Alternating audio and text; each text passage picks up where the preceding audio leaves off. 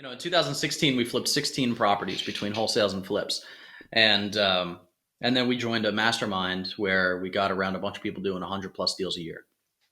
The next Yeah. year, we did about 75 or 80 deals.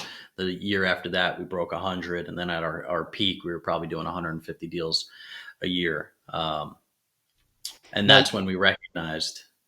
right. Go ahead. You alluded to this, taxes.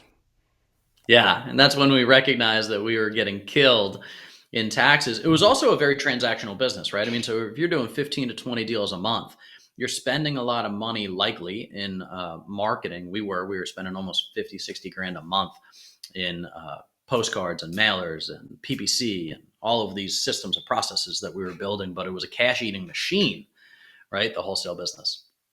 And then when we found a really good one that we wanted to flip, we had to go raise some private money or do a hard money loan for it. And, it was just a lot of cash out on the street at the Yeah. same time. And it became something that we recognized that after years of doing this, it was like, well, this isn't what I thought when I read Rich Dad Poor Dad. I did not think that I was going to build myself this big business machine and have to be working, 40, 50, 60 hours a week in it. So maybe we start looking for a COO or somebody that can take over the operations, or maybe we're doing, the business and it's only supposed to be our active income, and we're supposed to take this active income and put it into things that are more passive There you go. so that we can become investors and so that we can start creating more passive income. And then we got around again some other guys that were doing the same thing, and they said, hey, go read this book.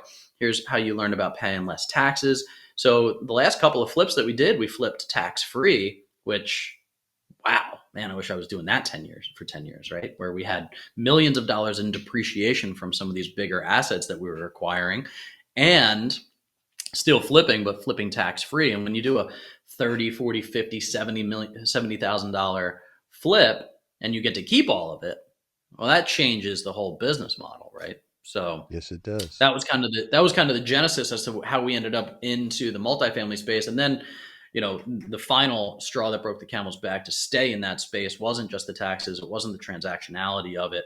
It was really, am I creating a business that I really love?